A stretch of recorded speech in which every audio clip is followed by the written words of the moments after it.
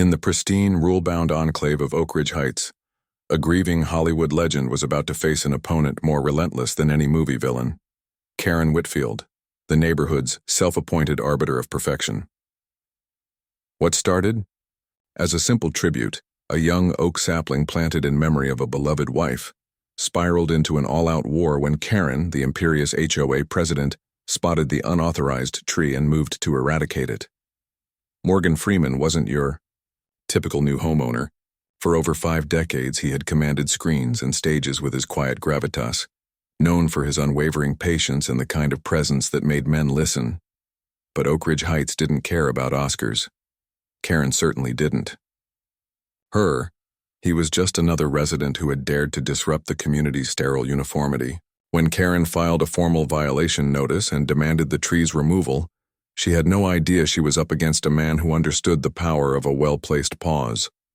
Freeman didn't rage or plead.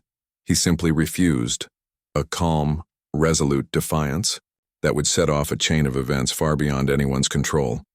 What began as a petty power trip would become a full-blown scandal, exposing deep fractures in the community and dragging long-buried grudges into the light.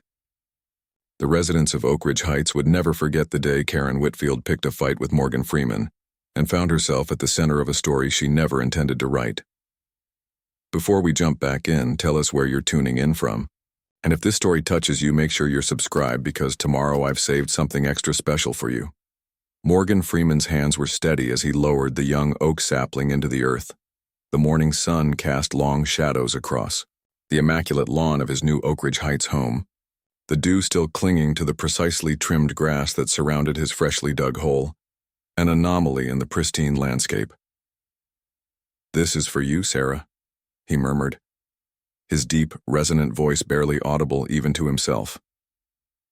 He gently packed the soil around the slender trunk, his weathered fingers working with deliberate care. "You always said every home needs a tree to anchor it to the earth." The sapling stood barely 4 feet tall, its delicate leaves rustling in the gentle Beverly Hills breeze. But Morgan could already envision what it would become. A majestic oak spreading its canopy over the corner of his yard, providing shade and sanctuary, just as Sarah had provided for him during their 42 years together. 3 months since her passing, and the void remained unfathomable. He'd purchased this house seeking solace, a quiet retreat from both his grief and the constant attention his career brought. Oakridge Heights had seemed perfect, exclusive, private, peaceful. The realtor had mentioned something about strict homeowner regulations, sliding a thick binder across the closing table, but Morgan had been distracted by memories of Sarah's delight when he'd shown her photos of the property just days before her final decline. "She would have loved this spot," he said, standing to admire his handiwork. The sapling looked small but determined, slightly askew among the geometric precision of the surrounding hedges and flower beds. Morgan smiled.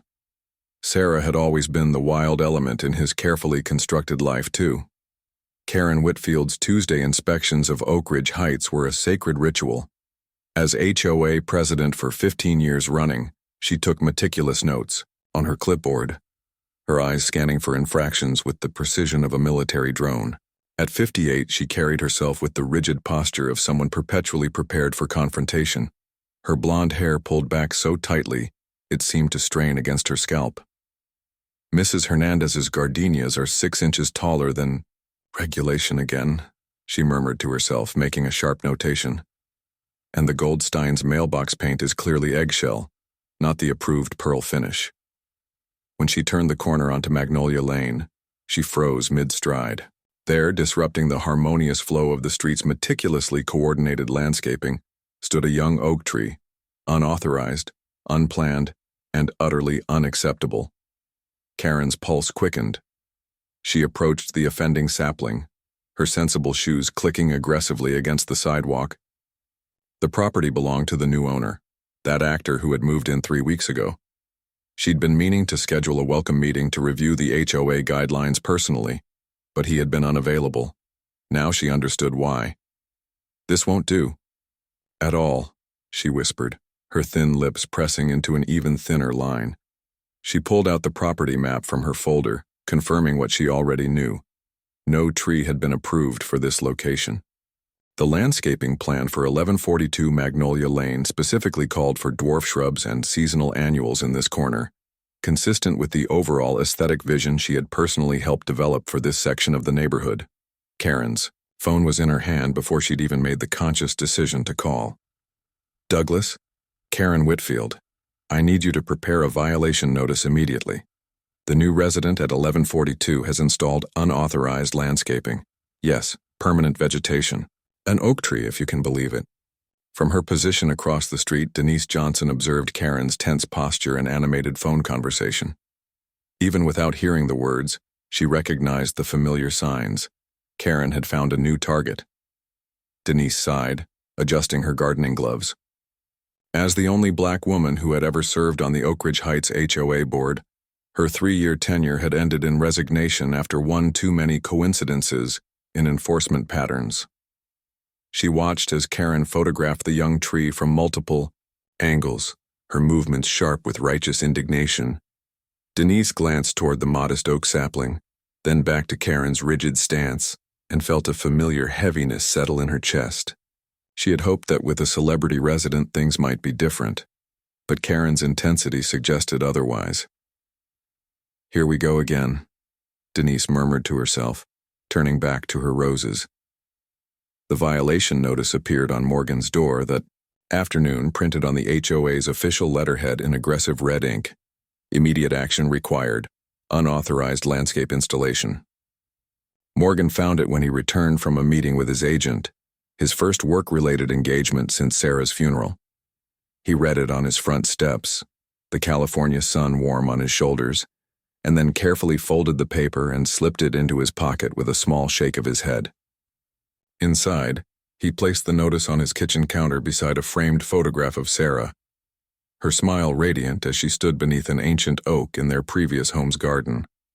The violation's demand for immediate removal seemed almost comically trivial against the backdrop of what he'd lost. Just a bit of bureaucracy, love, he told the photograph. Nothing to worry about. The following morning, Karen Whitfield stood on Morgan Freeman's doorstep, shoulders squared and expression set to what her second ex-husband had once called her screenplay rejection face. A mask of polite determination that concealed simmering resentment. 15 years ago, after her 50th rejection letter, she had redirected her obsessive attention to detail from screenwriting to HOA management. The transition had been surprisingly seamless. When Morgan answered the door, Karen momentarily faltered. There was something disarming about being suddenly face-to-face with someone whose voice and presence had loomed large on screen for decades. He stood before her in simple khaki pants and a blue button-down shirt, looking more like a retired professor than a Hollywood legend. Mr. Freeman, she began, quickly recovering her composure. I'm Karen Whitfield, president of the Oakridge Heights Homeowners Association. I've come to discuss the violation notice regarding the unauthorized tree installation on your property. Morgan's warm smile never wavered, though something shifted almost imperceptibly in his eyes. Ms. Whitfield, it's a pleasure to meet you, though I wish it were under different circumstances. His voice carried its familiar resonant tone, though quieter than its on-screen projection. I received your notice. It's just a small oak tree planted in memory of my late wife. I understand personal attachments, Mr. Freeman, but Oakridge Heights maintains its property values through strict adherence to our architectural and landscaping guidelines. All exterior modifications require pre-approval. I'm afraid the tree will need to be removed and a proper application submitted if you wish to make changes. Morgan's expression remained pleasant, but his stance shifted slightly, becoming more grounded. I appreciate your dedication to your role, Ms. Whitfield, but this tree holds deep significance for me. My wife loved oaks. She passed just 3 months ago. Karen's clipboard came up like a shield. Our condolences for your loss, but the regulations apply equally to all residents. Your celebrity status doesn't exempt you from the procedures everyone else follows. I wasn't suggesting it should, Morgan replied, his tone gentle but firm. I'm simply explaining that this particular tree is important to me, and I'd prefer to find a way to bring it into compliance rather than remove it. Karen's posture stiffened further. The proper procedure would have been to submit plans before planting. Retroactive approval set a problematic precedent. Then perhaps we can discuss what would make it acceptable moving forward. The acceptable solution is removal, followed by proper application procedures, Karen insisted, her voice rising slightly. The rules exist for a reason, Mr. Freeman. Morgan studied her for a long moment, his expression thoughtful. I understand rules, Ms. Whitfield. I also understand there's usually room for reasonable accommodation when they're applied with their intent in mind rather than their letter. Not in Oakridge Heights, Karen replied coldly. You have 7 days to remove the tree before further action is taken. As she turned to leave, Morgan's voice stopped her. I won't be removing the tree, Ms. Whitfield. Perhaps we can speak again when you're ready to discuss actual solutions. Karen turned back, her face flushed. In that moment, something crystallized between them, a recognition that this would not be resolved easily. What should have been a simple enforcement issue had suddenly become something more, a challenge to Karen's authority, a defense of Morgan's grief, and the first crack in the immaculate facade of Oakridge Heights. As Karen marched back to her Mercedes, her posture rigid with indignation, neither she nor Morgan noticed Denise Johnson watching thoughtfully from her garden across the street, her experienced eyes already seeing the larger conflict taking root alongside Morgan's oak sapling. Karen's fingers drummed against the polished mahogany of the conference table as board members filed into the Oakridge Heights Community Center. The room, with its tasteful beige walls and carefully curated landscape paintings, was designed to project a sense of order and prosperity, values Karen had fought to maintain through 15 years of HOA leadership. Let's bring this meeting to order, she announced, her voice carrying the practiced authority of someone accustomed to being obeyed. Her gaze swept across the 4 other board members before settling on Morgan Freeman, who sat quietly in the visitors section, hands folded calmly in his lap.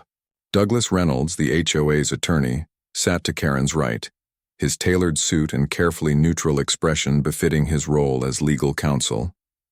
At 53, he had handled the association's affairs for over a decade, a lucrative side arrangement to his primary corporate practice. He leaned toward Karen, whispering, Are you sure we need a full board vote on this?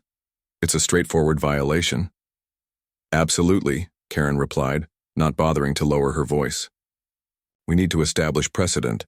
Celebrity residents don't get special treatment. From his seat at the table, Gregory Chen, the board treasurer, glanced uncomfortably between Karen and Morgan. As the newest board member, he still harbored notions about community building rather than rule enforcement, idealism Karen planned to methodically extinguish. The first item on our agenda, Karen announced, concerns a Class 2 landscaping violation at 1142 Magnolia Lane. The resident has installed an unauthorized permanent vegetation fixture, specifically an oak tree, without prior board approval.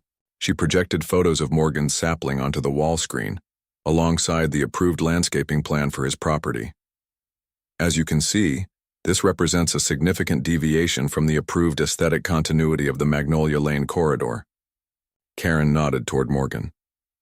Mr. Freeman has requested the opportunity to address the board regarding this violation. Morgan rose, his tall frame commanding attention without effort. He buttoned his suit jacket as he approached the podium, the picture of dignity. Thank you for allowing me to speak today, he began, his resonant voice filling the room. I understand the importance of community standards. What may appear as disregard for your rules was actually a deeply personal act of remembrance. He paused, his gaze steady. My wife Sarah passed away 3 months ago after a battle with cancer. In our 42 years together, she found particular solace in nature, especially oak trees. Before she died, I showed her pictures of this home, promising her a garden she would have loved. Morgan's voice remained even, but emotion flickered across his features. This sapling comes from the same nursery as an oak that stood in our first home together. It's not merely decorative, it's a living memorial to the woman I loved. The room fell silent. Even Karen's rigid posture softened momentarily. I'm not asking for special treatment, Morgan continued. I'm asking for compassion. Surely there's room in your guidelines for reasonable accommodation. I'd be happy to discuss landscaping modifications that would incorporate the tree while respecting the neighborhood's aesthetic. As Morgan returned to his seat, the atmosphere in the room had visibly shifted. Gregory Chen was blinking rapidly, and Eleanor Willis, the board secretary, was discreetly dabbing at her eyes. Karen cleared her throat, breaking the spell. While Mr. Freeman's situation certainly deserves our sympathy, the HOA guidelines exist precisely to prevent individual emotional attachments from compromising our community standards. Her voice hardened. If we make an exception here, where do we draw the line? Next month, someone wants a Japanese maple because it reminds them of their honeymoon, and soon our carefully planned landscape is chaos. Douglas shifted in his seat, his discomfort now visible. Perhaps we could consider a variance procedure. The bylaws are clear, Karen interrupted. Section 8.3 specifically prohibits retroactive approvals for permanent plantings.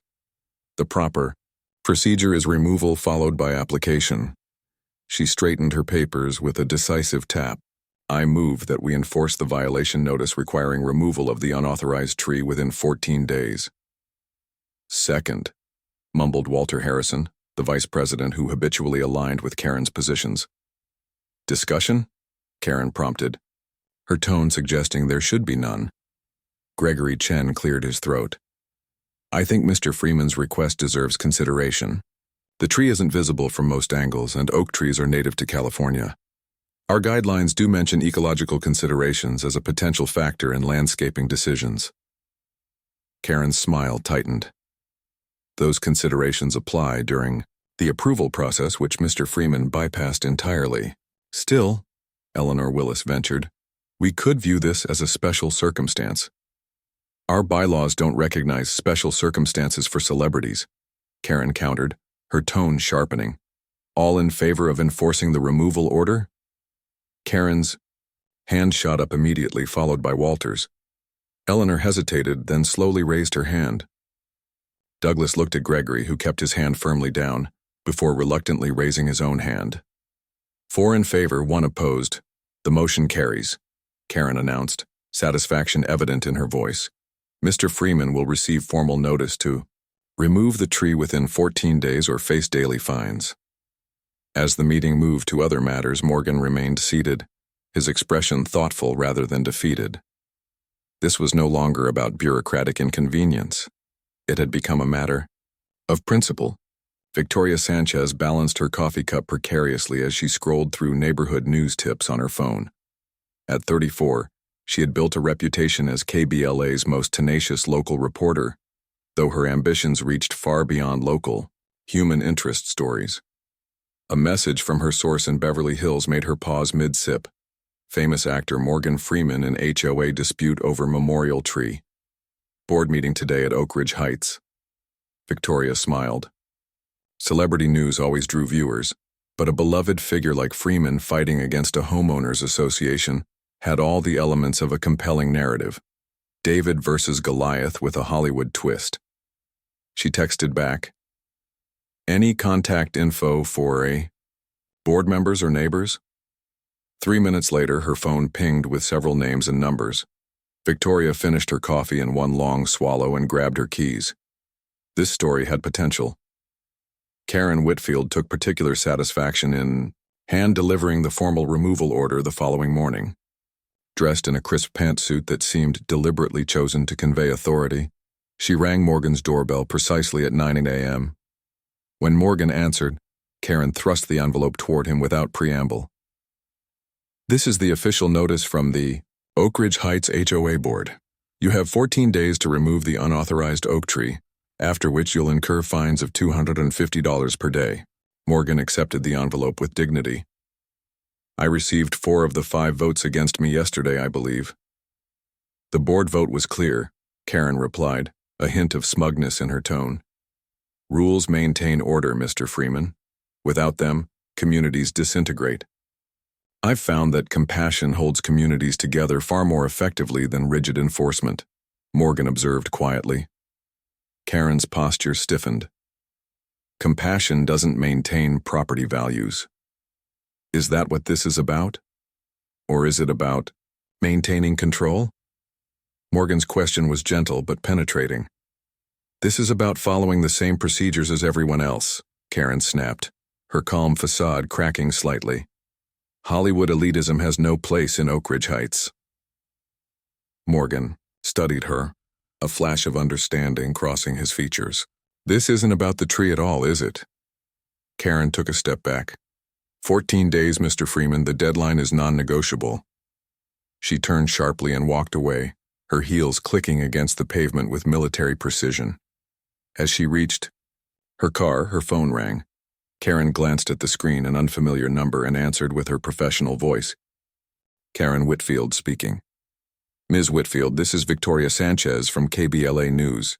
I'm working on a story about the Oakridge Heights HOA's dispute with Morgan Freeman regarding a memorial tree planted for his late wife.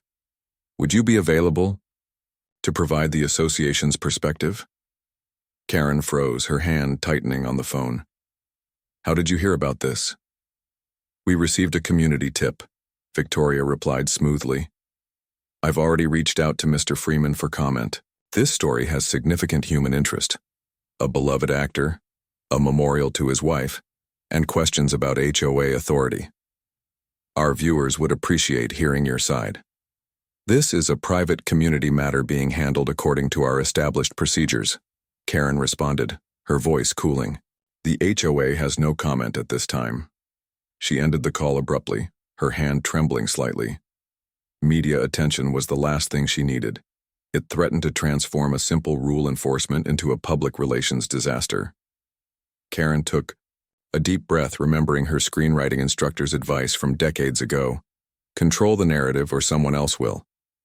She needed to speak with Douglas immediately.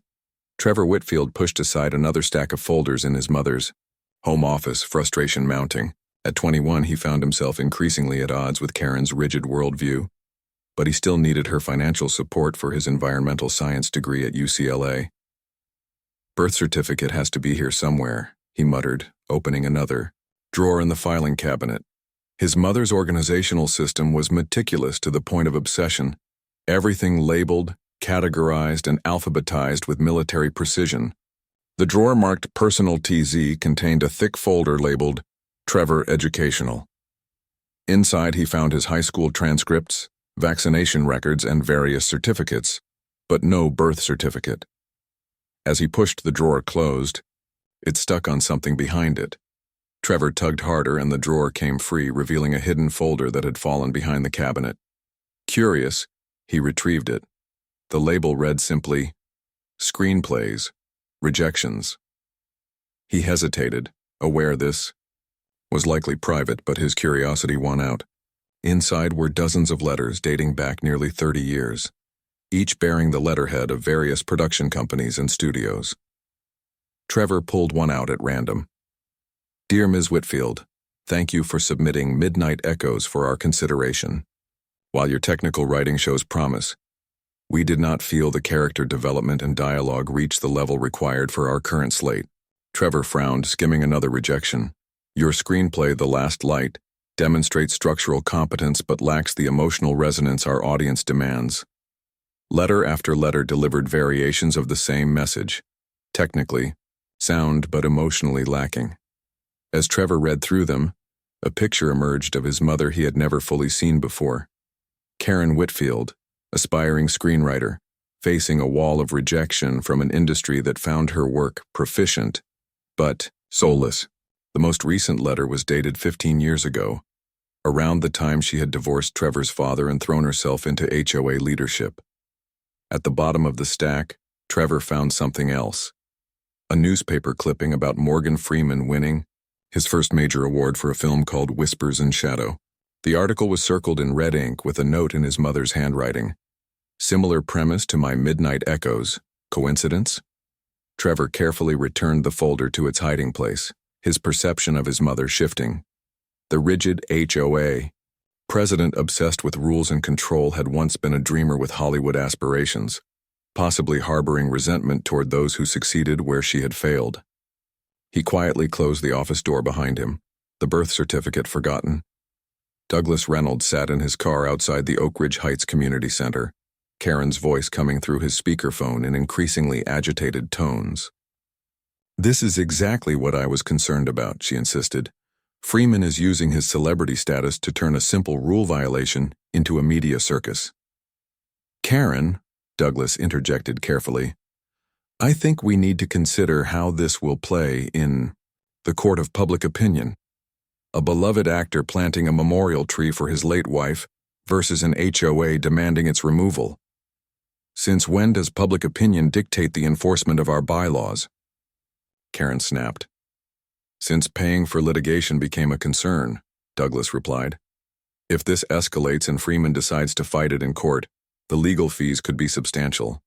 Not to mention the potential for residents to question their HOA, dues being used to litigate against a memorial tree." There was a brief silence on the line. "Are you suggesting we back down?" "I'm suggesting we consider a compromise," Douglas said carefully. "Perhaps a variance with specific conditions, screening plants around the tree, a maintenance agreement, something that acknowledges our rules while allowing some flexibility." "Compromise signals weakness," Karen responded. "Once we start making exceptions, everyone will expect one." Douglas pinched the bridge of his nose. "Karen, I've been your legal counsel for 10 years. In this case, I'm concerned that rigid enforcement might do more harm than good to the association." "I'm not paying you to be concerned, Douglas. I'm paying you to enforce our bylaws." "Actually," Douglas observed quietly, "the association pays me, and part of my job is to advise on potential liability and public relations implications." "The board voted," Karen said firmly. 4-1. The tree comes out in 14 days, or the fines begin. End of discussion. The call ended abruptly, leaving Douglas staring at his phone. After a moment, he opened his contacts and began scrolling for the number of a colleague who specialized in mediation. This situation was quickly becoming more than a simple HOA dispute, and Douglas had worked too long to build his reputation to see it damaged in what increasingly felt like a personal vendetta thinly disguised as rule enforcement. Morgan sat in his garden near the oak sapling, the evening light casting long shadows across the lawn. The formal removal notice lay on the table beside him, along with a business card from Victoria Sanchez of KBLA News. He wasn't naive about how this might unfold.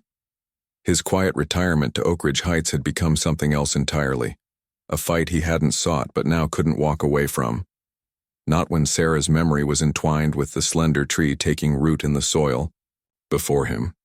His phone rang, and when he answered, Denise Johnson's voice came through. "Mr. Freeman? I'm Denise Johnson, your neighbor from across the street. I was wondering if we might talk about your situation with the HOA." Morgan smiled slightly. "I'd welcome the conversation, Ms. Johnson. Would you care to join me for tea tomorrow?" "I would, thank you." Denise paused. "And, Mr. Freeman, you should know that what's happening with your tree, it's not an isolated incident." As they arranged a time to meet, Morgan noticed Victoria Sanchez's card again. Perhaps it was time to share his side of the story more broadly. This was no longer just about a tree. It was about what it represented and what its removal would signify. He picked up the card and dialed the number. When Victoria answered, Morgan's resonant voice was calm but resolute. "Ms. Sanchez, this is Morgan Freeman. I understand you're interested in a story about a tree, but I think there's something more important here. A story about grief, memory, and the meaning we attach to living things. If you're interested in that story, I'd be willing to talk." The morning after Morgan's interview, Victoria Sanchez sat transfixed at her desk in the KBLA newsroom, watching the view counter on their website climb at an unprecedented rate. What had begun as a local human interest piece had transformed overnight into something far more powerful. Telling and preparing this story took us a lot of time, so if you are enjoying it, subscribe to our channel. It means a lot to us now. Back to the story. Morgan's quiet dignity as he spoke about Sarah, their life together, her battle with cancer, and the significance of the oak sapling, had struck a chord that resonated far beyond Beverly Hills.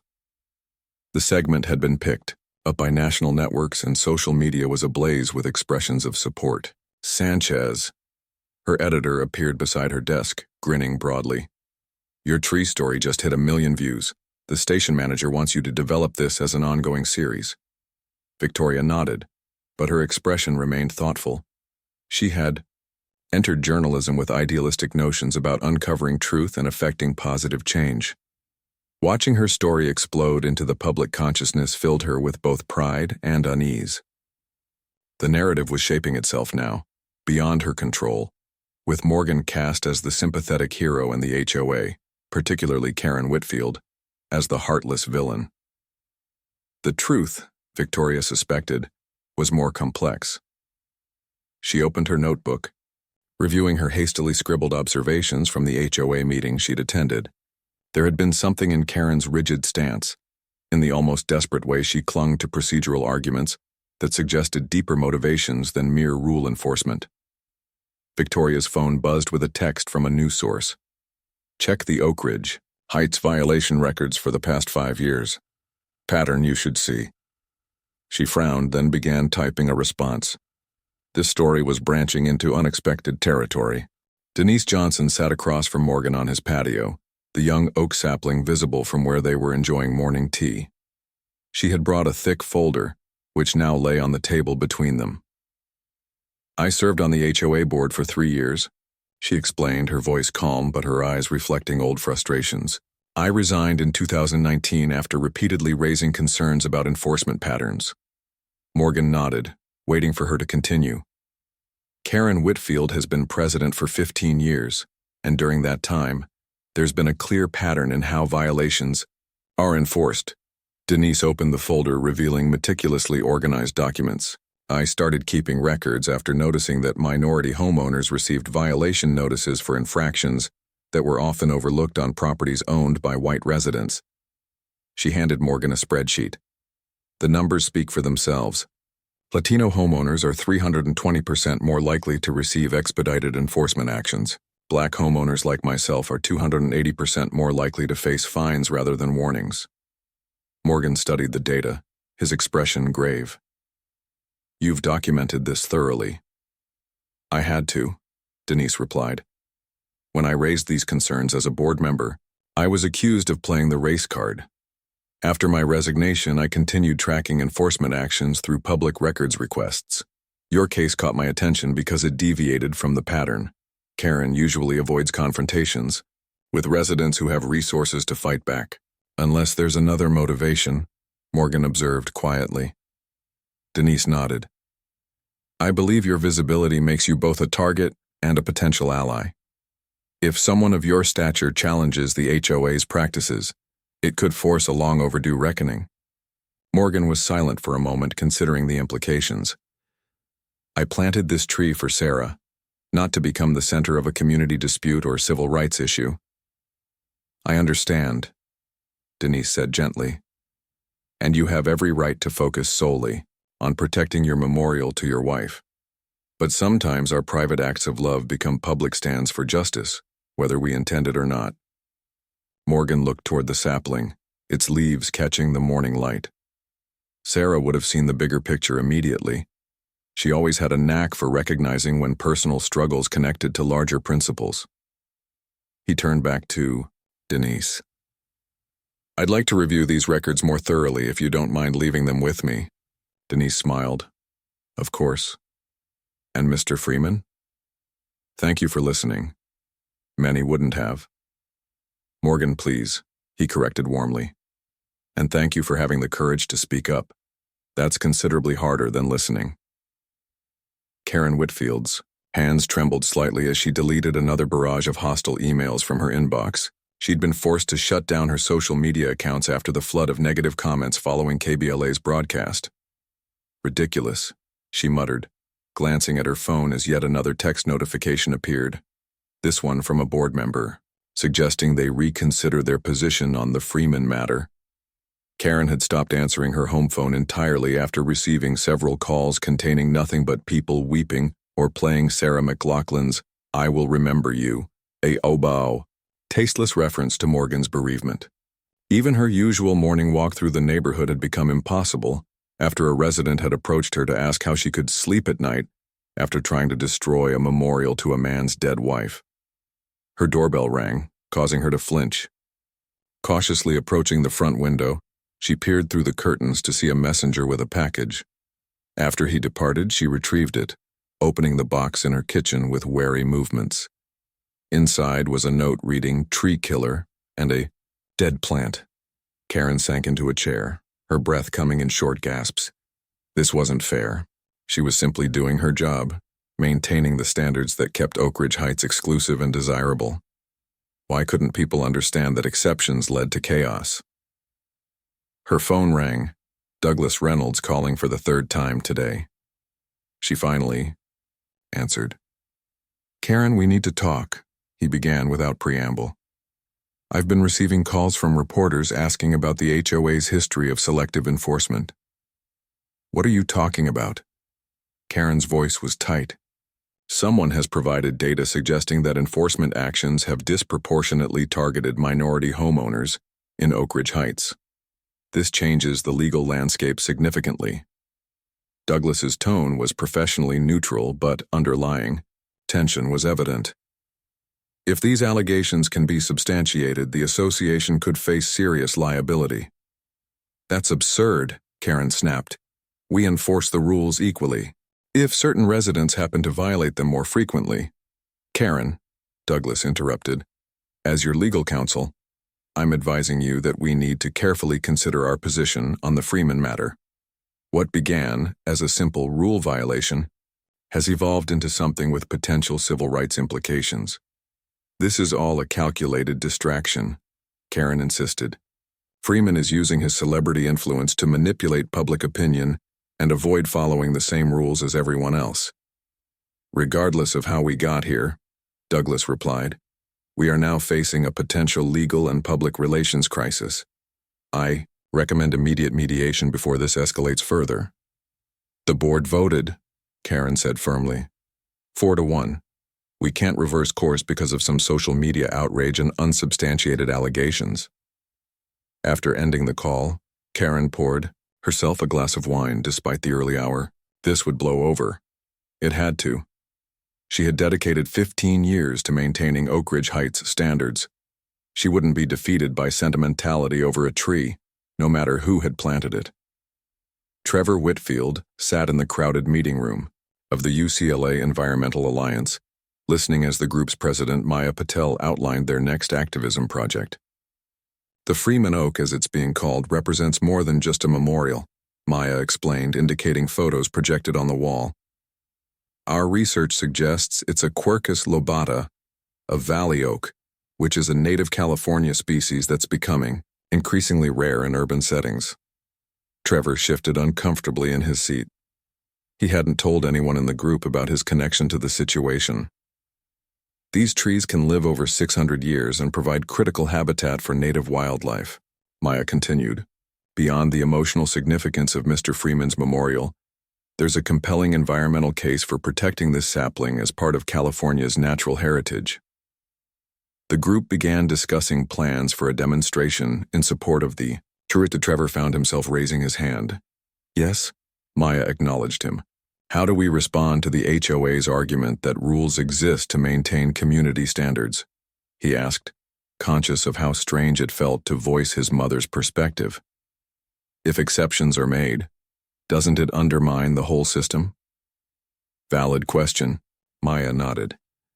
"But environmental protection isn't an exception. It's a higher ethical standard that should inform community rules. HOAs exist to maintain property values, but what's more valuable than our native ecosystem?" Heads nodded around the room. Someone added, "And let's be real, this is clearly a case of an HOA drunk on power. Did you see that interview with Freeman? Who could deny an oak tree to honor his wife?" Trevor felt a knot forming in his stomach. His mother wasn't evil. She was rigid, yes, controlling, certainly. But he understood her need for order in a way these students never could. They hadn't seen the drawer of rejection letters or the wounded pride beneath her polished exterior. Yet as the meeting progressed, Trevor found himself volunteering to help with research on local tree protection ordinances. His environmental science education had taught him to value native species and biodiversity. Could he support the cause while somehow not betraying his mother? As the meeting ended, Maya approached him. "Thanks for volunteering, Trevor. We're planning a demonstration at Oakridge Heights this weekend. Can you join us? Trevor hesitated, only briefly before nodding. I'll be there. Victoria Sanchez adjusted her camera angle as Morgan Freeman gently touched a leaf on his oak sapling. They were filming a follow-up segment that would include new information about the tree's species and environmental significance. Professor Ramirez confirms it's a valley oak, Victoria explained. They're increasingly rare in urban Southern California. The California Native Plant Society has expressed interest in your case. Morgan nodded thoughtfully. Sarah would have loved knowing her memorial has ecological significance. She was passionate about conservation. His deep voice carried the perfect mixture of warmth and gravitas that had made him beloved by audiences worldwide. Would you mind if I ask about the information you received from your neighbor, Denise Johnson? Victoria asked. Our investigation has uncovered concerning patterns in the HOA's enforcement history.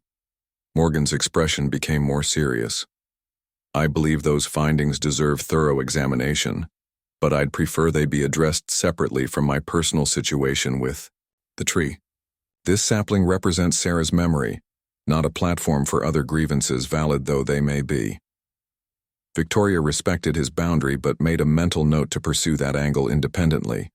The data Denise had compiled, combined with Victoria's own research, strongly suggested systemic issues within the Oakridge Heights HOA.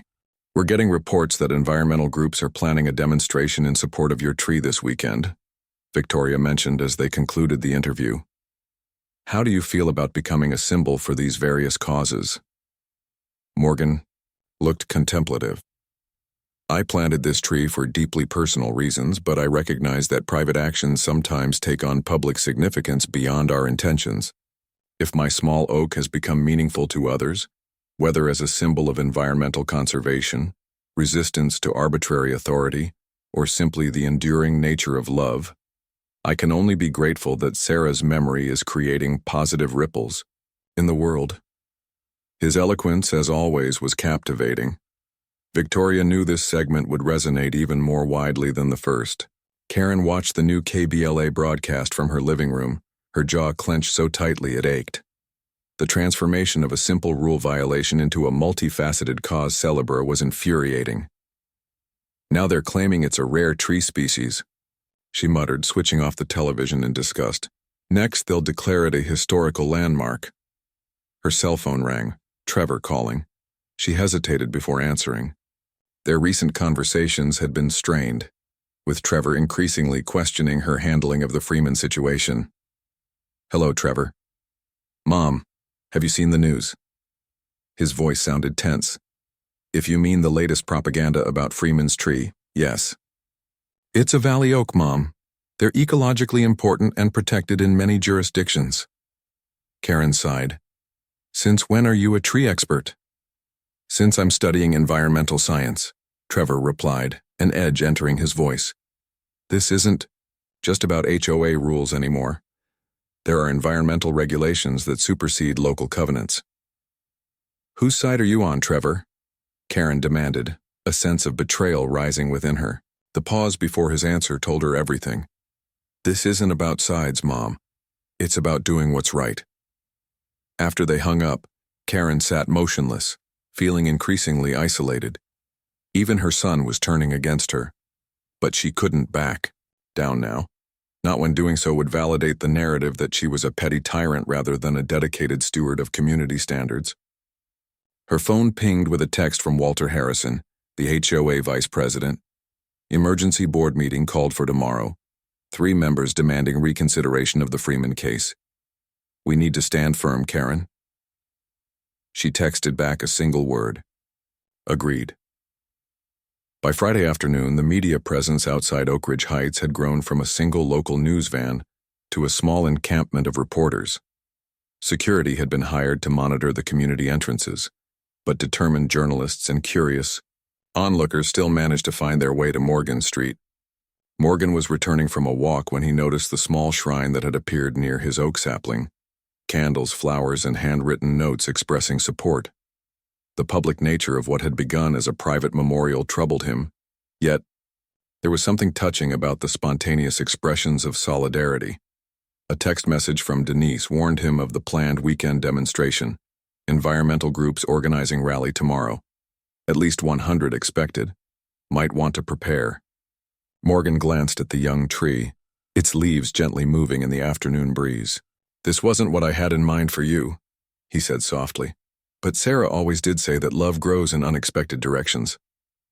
The sound of angry voices drew his attention to the street, where a resident was confronting a small group of people, holding Save the Freeman Oak signs. "This is a private community. You can't just wander in here with your protests." "The environment belongs to everyone," a young woman countered. "Native trees deserve protection." Morgan sighed, recognizing that the peaceful remembrance he had sought was now impossible. The sapling had become a symbol in a conflict that extended far beyond his personal grief. As he walked toward the arguing group to diffuse the situation, he resigned himself to the fact that his private tribute to Sarah had irrevocably transformed into a public stand. The emergency HOA board meeting the following morning was tense from the outset. Karen sat rigidly at the head of the table, her face a mask of determined control, despite the dark circles under her eyes suggesting sleepless nights. "This meeting has been called to reconsider the enforcement action regarding 1142 Magnolia Lane," Gregory Chen began, his usual deference to Karen noticeably absent. "In light of new information about the environmental significance of the tree and the public response, I believe we should explore a compromise solution." "The public response is precisely why we should not reconsider," Karen countered. "Bowing to media pressure undermines the integrity of our governance process." "This isn't about media pressure," Eleanor Willis interjected. "It's about recognizing when strict enforcement conflicts with other values, like environmental stewardship and compassionate community relations." Douglas Reynolds cleared his throat. "From a legal perspective, I must advise the board that pursuing enforcement in this case presents multiple liability concerns. Beyond the environmental regulations that may protect native oak species, I've been made aware of allegations regarding inconsistent enforcement patterns that could expose the association to discrimination claims." Karen's eyes narrowed. "What allegations?" "Data suggesting that enforcement actions have disproportionately targeted minority homeowners," Douglas replied evenly. "I've reviewed the preliminary evidence, and it raises serious concerns." "That's preposterous," Karen snapped. "We enforce the rules equally." "The numbers suggest otherwise," Douglas continued. "And in the current climate, with media attention focused on our actions, these allegations could trigger investigations by fair housing authorities." The meeting descended into heated debate, with Karen and Walter defending the original decision while Gregory, Eleanor, and Douglas advocated for reconsideration. No resolution was reached, but the once unified board was now visibly fractured. As Karen gathered her papers after the contentious meeting, Douglas approached her. "Karen, as your legal counsel, I strongly advise settlement talks with Freeman. This situation has evolved beyond a simple rule violation, and continuing on our current path exposes the association to significant legal and reputational damage." "You're supposed to be representing the HOA's interests," Karen replied coldly. "I am," Douglas said quietly. "But I'm increasingly concerned that your personal feelings about this case may be clouding your judgment about what those interests actually are." Karen stared at him, momentarily speechless at what felt like a betrayal from a longtime ally. "My judgment is perfectly clear. The rules must be enforced consistently regardless of who violates them.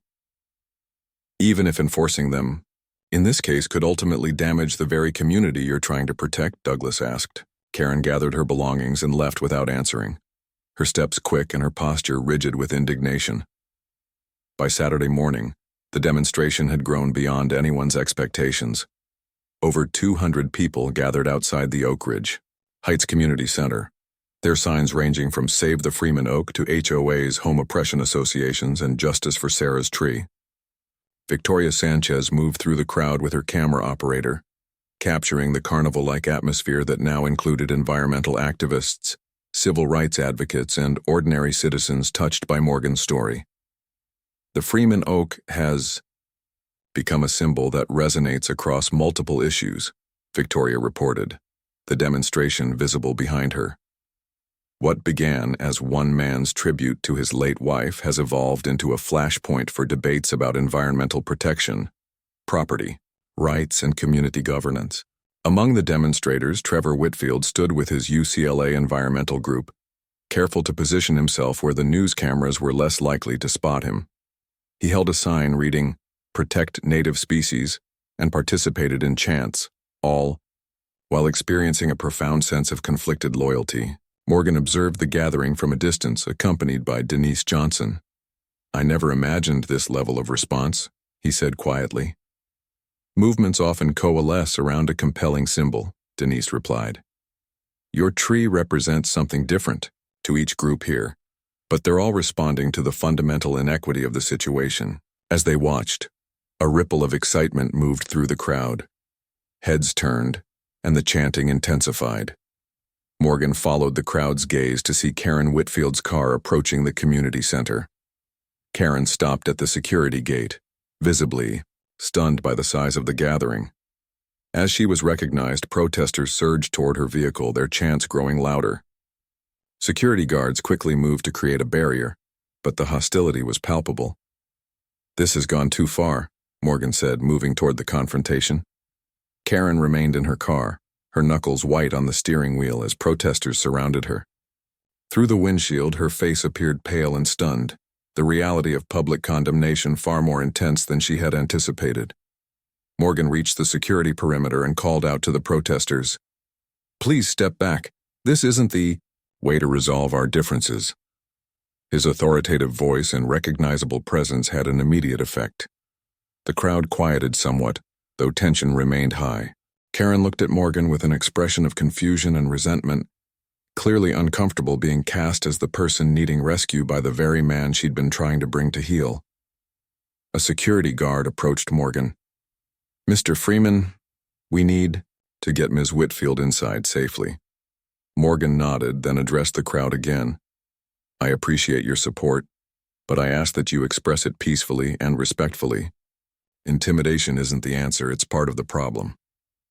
The demonstrators reluctantly created a pathway for Karen's car. As she drove through, Morgan caught her eye briefly.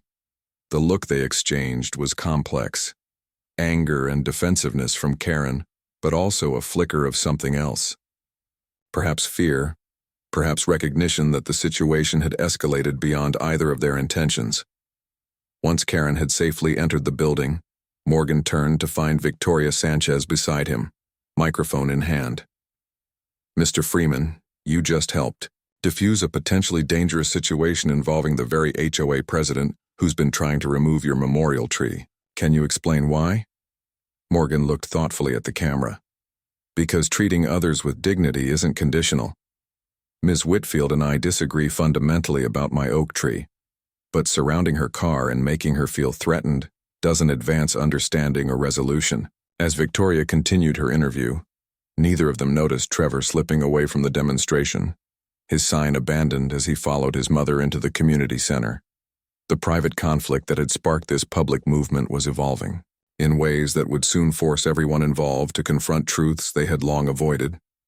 Across the street, the young oak sapling stood in Morgan's yard, its branches reaching skyward, oblivious to the human drama unfolding around it. Yet somehow, at the very center of a storm that was transforming an entire community, Morgan Freeman stood beside his oak sapling in the gentle morning light, the events of the previous day's protest still weighing on his mind. The crowd's hostility toward Karen had disturbed him deeply, not because he felt she deserved protection, but because the ugliness of the confrontation seemed to taint Sarah's memorial. "This wasn't what I wanted," he murmured to the tree, touching one of its slender branches. "Just a quiet place to remember you." His phone vibrated in his pocket. The screen displayed a number he didn't recognize, but he answered anyway. "Mr. Freeman, this is Eleanor Willis from the HOA board." Her voice was hushed as though she feared being overheard. "I wanted to warn you. There's an emergency session scheduled for noon today. Karen is pushing for legal action against you. She's convinced Walter and might have Gregory's vote too." Morgan sighed. Thank you for letting me know, Ms. Willis. I know this has gotten out of hand, Eleanor continued. But Karen feels cornered. When people feel trapped, they often lash out more aggressively. After ending the call, Morgan gazed at the sapling again. The deadline for removing it was just 3 days away, yet the tree had become so much more than a private memorial. It had exposed fault lines within the community, revealed patterns of discrimination, and even created a rift between mother and son. He pulled out his phone again and dialed his longtime friend and attorney, Michael Lawson. Michael, I believe I'm going to need your services after all. Karen Whitfield's hands trembled slightly as she arranged her documents before the emergency HOA board meeting. Sleep had eluded her for days now, her mind racing with strategies to regain control of a situation that was spiraling beyond her grasp. The weekend's demonstration had left her shaken. The hostile faces, the chanting, the signs portraying her as a villain, and most disturbingly catching a glimpse of Trevor among the protesters before he quickly ducked away. He hadn't come home afterward, leaving only a text message saying he was staying with a friend. Walter Harrison entered the conference room, his expression grim. I've been fielding calls all morning. Half the neighborhood wants us to back down on the Freeman matter. And let mob rule dictate our governance? Karen's voice was sharp. We can't surrender to public pressure, Walter. Once we start making exceptions, the entire structure of rules breaks down. Gregory Chen arrived next, followed by Eleanor Willis. Douglas Reynolds was the last to enter, his professional demeanor notably cooler than usual as he nodded briefly to Karen before taking his seat. I call this emergency session to order, Karen began, her voice steadier than she felt. The deadline for compliance in the Freeman matter is approaching, and given the residents' clear refusal to comply, we need to determine next steps. Before we proceed, Douglas interjected, I should inform the board that I've received a letter from Mr. Freeman's attorney indicating his intent to challenge any enforcement action, citing both the California Native Plant Protection Act and fair housing statutes. Karen's jaw tightened. So he's threatening legal action? He's asserting his legal rights, Douglas corrected. And I must advise the board that his position has merit. The Valley Oak is indeed protected under environmental regulations, and the data regarding selective enforcement raises legitimate concerns. We're not here to debate past enforcement patterns, Karen said dismissively. We're addressing a current violation by a resident who believes his celebrity status places him above our community standards. Eleanor Willis spoke up. Karen, I think we need to recognize that this situation has escalated beyond a simple rule violation. The community is deeply divided. All the more reason to stand firm, Karen interrupted. If we capitulate now, we set a precedent that enough public pressure can override our bylaws. The debate grew heated, with Eleanor and Gregory arguing for compromise while Karen and Walter pushed for escalation. Douglas remained notably neutral, limiting his contributions to legal observations rather than recommendations. Finally, Karen called for a vote. I move that the board authorize legal action to obtain a court order compelling removal of the unauthorized tree, with all associated costs to be billed to the homeowner. Walter immediately seconded the motion. All in favor? Karen asked, her eyes challenging each board member in turn. Walter's hand went up immediately. Gregory hesitated, then slowly raised his hand, avoiding eye contact with Eleanor, who kept her hand firmly in her lap. 3 in favor, 1 opposed, Karen announced, her voice carrying a hint of triumph. The motion carries. Douglas, please, prepare the necessary legal documents immediately. Douglas gathered his papers with deliberate calm. I'll draft the filing, but I should note for the record my recommendation against this course of action. Karen's eyes narrowed. Your recommendation is noted. Your job is to execute the board's decision. As the meeting adjourned, Eleanor approached. Karen, this isn't going to end well, she warned quietly. You're turning a simple dispute into a legal battle that could bankrupt the HOA and tear apart the community. I'm upholding the standards that make this community what it is, Karen replied stiffly. Something you seem to have forgotten. Eleanor shook her head sadly. The standards that matter most can't be written into bylaws, Karen. Victoria Sanchez sat in her parked car outside the Oakridge Heights Community Center, reviewing the footage from Saturday's demonstration. The confrontation with Karen Whitfield and Morgan's intervention had made compelling television, but something about it left Victoria increasingly uncomfortable. What had begun as a human interest story with clear narrative appeal had evolved into something more complex and potentially destructive. She watched the fear on Karen's face as protesters surrounded her car, the momentary vulnerability breaking through her usually rigid exterior. Victoria's producer had been ecstatic about the ratings, encouraging her to keep the pressure on and pursue more dramatic angles. But as a journalist, Victoria had to ask herself whether she was still reporting a story or had become part of creating it. Her phone chimed with a text from a source at the HOA meeting. Board just voted 3-1 to pursue legal action against Freeman. Victoria sighed. The conflict was escalating further, guaranteeing more dramatic headlines but also potentially more collateral, damage to real people's lives. She started her car, deciding to visit Morgan directly rather than ambushing him for a reaction shot as her producer had suggested. As she drove, Victoria's phone rang through her car's Bluetooth system. Sanchez here. Victoria, it's Maggie from research. You asked me to look into Karen Whitfield's background. Yes, go ahead. It's interesting. She was quite active in Hollywood circles about 20 years ago, submitted several screenplays, attended industry workshops, even had an agent briefly.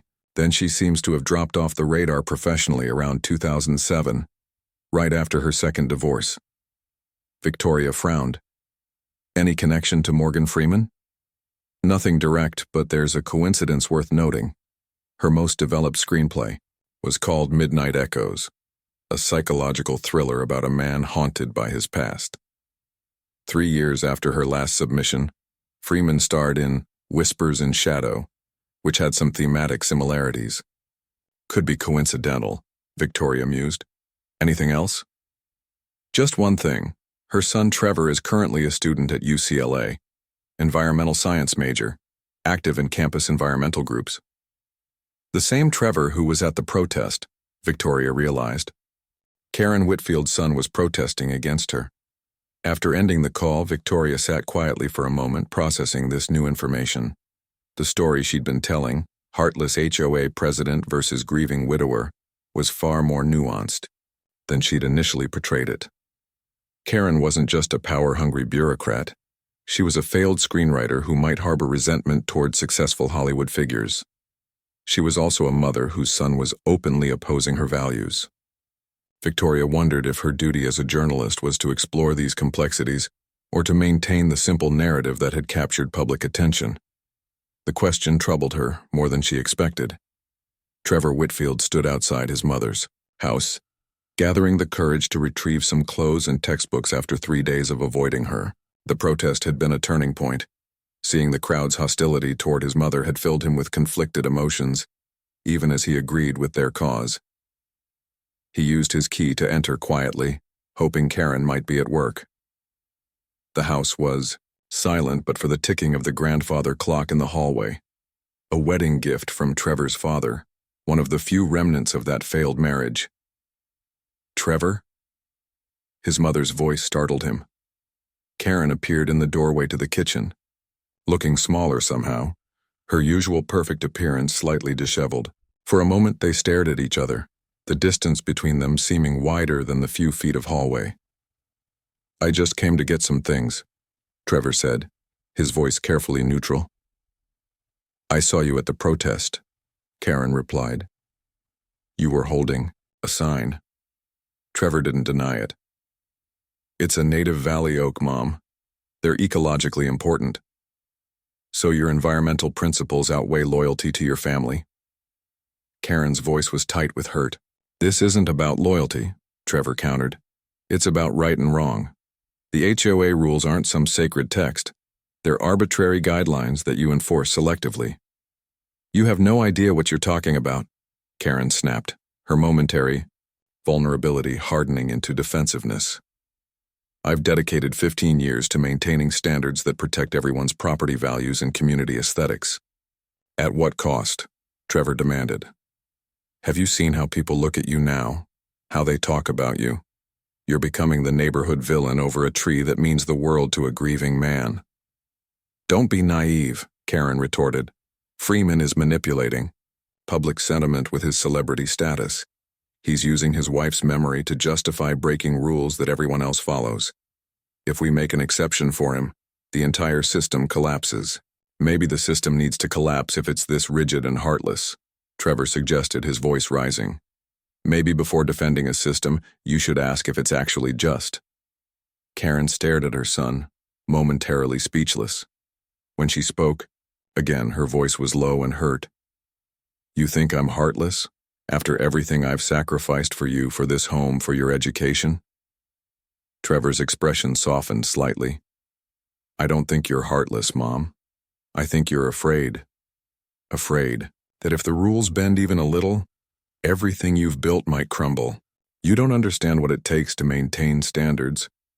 I understand that you've channeled all your disappointment about your screenwriting career into controlling this neighborhood, Trevor interrupted. I found your rejection letters. Mom, I know about midnight echoes. Karen's face went pale. You had no right to go through my private things. I wasn't snooping. They fell behind the cabinet. But finding them helped me understand why you're so fixated on rules and control, and why you might resent someone like Morgan Freeman. This has nothing to do with my past, Karen insisted, though her voice lacked conviction. It has everything to do with it, Trevor countered gently. You're fighting so hard against this tree because deep down it's not about the tree at all. Karen turned away, her shoulders rigid. The board voted today. We're filing for a court injunction to force removal of the tree. Trevor stared at his mother's back, resignation settling over him. Then you've learned nothing from any of this. He moved toward the stairs. I'll get my things and go. Where are you staying? Karen asked, still not facing him. With people who understand that sometimes compassion matters more than rules. As Trevor climbed the stairs, the distance between mother and son seemed to expand into an unbridgeable chasm, with years of unspoken tensions finally finding expression in a conflict over a tree that neither of them had planted. Morgan opened his front door to find Victoria Sanchez standing on his porch, her camera crew noticeably absent. Ms. Sanchez, he greeted her with reserved politeness.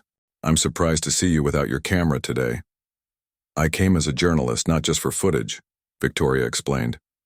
I understand the HOA voted to pursue legal action against you. Morgan nodded, unsurprised. My attorney informed me. Would you like to come in? Inside, they sat in Morgan's living room, the large windows offering a view of the contentious oak sapling in the front yard. I've been reflecting on how my reporting has affected this situation, Victoria began. What started as a human interest story has mushroomed into something that's dividing a community and potentially harming real people. Morgan studied her thoughtfully. Reporting doesn't create conflicts, Ms. Sanchez. It merely illuminates existing tensions. Perhaps, Victoria acknowledged. But the way we frame those tensions matters. I've portrayed this as a simple David versus Goliath narrative when the reality is more complex. She hesitated. I've learned some things about Karen Whitfield that complicate the story. Her history as a screenwriter? Morgan asked quietly. Victoria looked surprised. You know? Denise Johnson mentioned it. Apparently it was common knowledge among longtime residents. Did you know she wrote a screenplay with similarities to Whispers in Shadow? Morgan's expression shifted subtly. I did not. That's interesting. I'm not suggesting any impropriety, Victoria clarified quickly. Similar ideas emerge independently all the time in creative fields, but it might partially explain her seeming fixation on you specifically. Morgan was silent for a moment, absorbing this information. How does this change your reporting? That's what I'm wrestling with, Victoria admitted.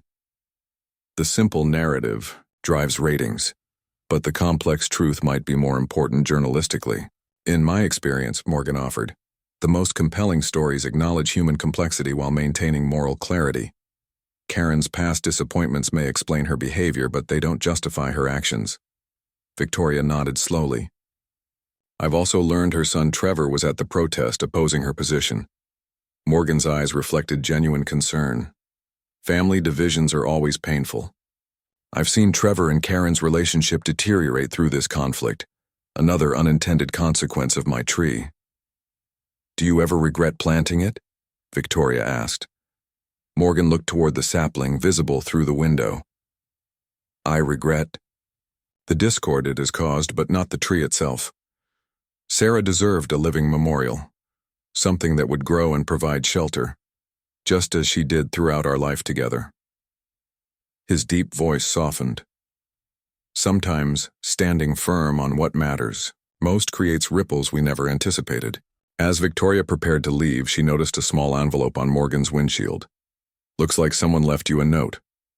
Morgan retrieved it, opening the envelope with careful fingers. His expression darkened as he read the brief message. Not. Everyone supports you. Some of us still respect rules. Remove the tree or face consequences. Victoria frowned. That's disturbing. Have you received threats before? This is the first, Morgan said, handing her the note. I suppose it was inevitable. Conflicts like this tend to bring out extremes on both sides. You should report this to the police, Victoria advised. Morgan nodded, though he seemed more saddened than alarmed. Another escalation in a situation that should have remained a private matter of conscience. After Victoria left, Morgan called Michael Lawson to inform him of both the threatening note and what he had learned about Karen's screenwriting past. The conflict was gathering momentum like a storm system, with forces now in motion that neither he nor Karen could fully control. Denise Johnson watched with increasing concern as Oakridge Heights transformed from a quietly exclusive community into a battleground of competing signs and symbols. Keep Oakridge Heights beautiful. Enforce the rules placards appeared in some yards, while Save the Freeman oak signs proliferated in others. Neighbors who had cordially ignored each other for years now engaged in heated arguments at the community, pool, and local shops. In an effort to channel this energy constructively, Denise had organized a community dialogue at the local library. She had hoped that a neutral space and structured conversation might help residents find common ground. That hope lasted approximately 12 minutes into the meeting. The rules exist for a reason, shouted Harold Mercer, a longtime Karen supporter. If we start making exceptions based on emotional appeals, where does it end? Maybe the rules need changing if they don't allow for compassion, countered Susan Liu, another resident. A memorial tree for a man's wife isn't the same as painting your house purple. It's not just about compassion, added Professor Ramirez from the California Native Plant Society. Valley oaks are ecologically significant species that are protected under. Oh, now it's about the environment, interrupted another resident. Convenient how the justifications keep shifting when the real issue is celebrity privilege. Denise attempted to redirect the conversation toward principles they might all share, but the divisions had hardened too much for reasoned dialogue. As the meeting devolved into multiple simultaneous arguments, she noticed Douglas Reynolds sitting quietly in the back, observing the community's fracturing with evident concern. After ending the meeting early, Denise approached him. Not exactly a triumph of civic discourse, she said ruefully. Douglas shook his head. This dispute has unearthed deeper tensions than anyone anticipated. I've advised Karen to seek mediation, rather than legal action, but she's determined to proceed. You know about the enforcement pattern data I compiled, Denise said, her voice low. What's your assessment as an attorney?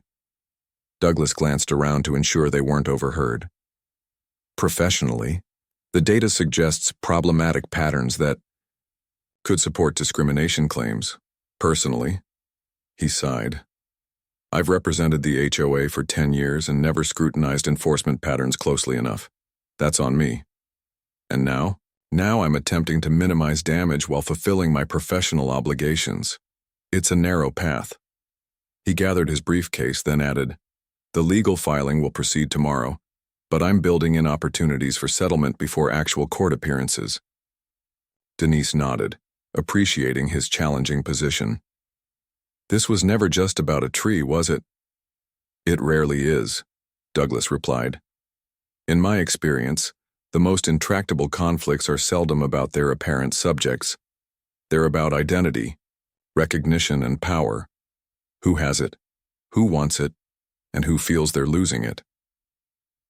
As they parted ways, Denise reflected on how quickly the community's manicured surface had given way to reveal the tangled roots beneath. The Freeman oak was simply the catalyst that had exposed what had been growing unseen for years. Karen sat alone in her home office, staring at her computer screen in shock. The private blog post displayed a comprehensive history of her failed screenwriting career, including excerpts from her rejection letters and side-by-side comparisons of plot elements from Midnight Echoes and Morgan Freeman's film Whispers in Shadow. The post, titled "The Real Reason Behind the Freeman Oak Controversy," painted her as a vindictive failed screenwriter taking revenge on a successful Hollywood actor for imagined slights. It included scans of actual rejection letters, documents that had been stored in her private files. "Trevor," she whispered, betrayal washing over her. Who else could have accessed those letters? Who else even knew they existed? Her phone rang. "Walter, Harrison calling. Have you seen it?" he asked without preamble. "The blog post about your screenwriting?" Karen's stomach twisted. "It's already circulating?" "It's everywhere," Walter confirmed grimly. "Victoria Sanchez just contacted me for comment on whether your personal vendetta against Freeman influenced the HOA's decision-making." Karen ended the call after promising to strategize with Walter later, then sat in stunned silence. Her most painful private failures were now public knowledge, reframed as motivation for petty tyranny. The carefully constructed identity she had, built over 15 years, respected community leader, guardian of standards, arbiter of taste, was crumbling into a caricature of bitterness and spite. Her phone buzzed with text notifications. Board members, neighbors, even her hairstylist all had seen the post. Karen switched off her phone, unable to face their reactions. The doorbell rang. Through the security camera, she saw Victoria Sanchez standing on her porch. Karen remained frozen, unwilling to face the reporter's questions about her exposed past. After Victoria finally departed, Karen moved through her empty house like a ghost, her mind racing between shock, humiliation, and rage. This had to be Morgan Freeman's doing, a calculated effort to discredit her and turn public opinion even further against her. How else would her private history become public, just as the legal action was being filed?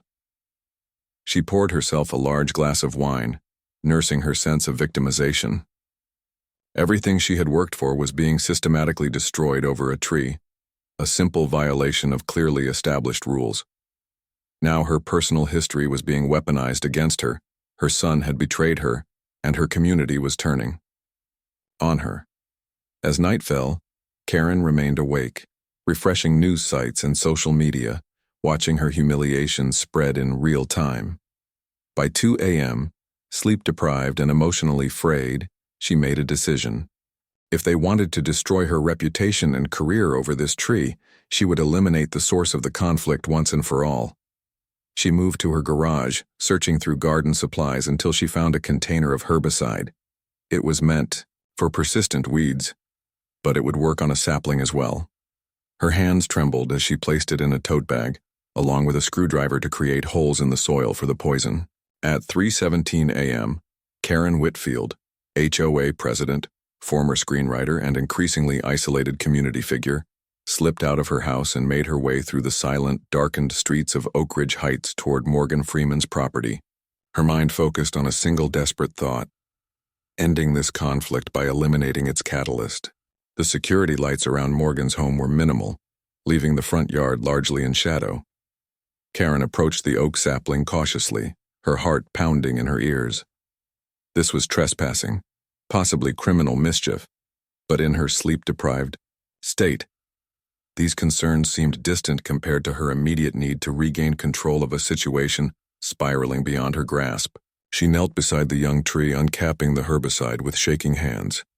As she prepared to create holes around the root system, a motion-activated light suddenly flooded the area with brightness. Karen froze, blinded momentarily by the unexpected illumination.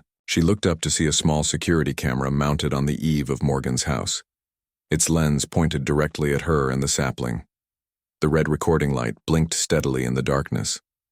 In that moment, Karen Whitfield realized she had crossed a line from which there would be no easy return.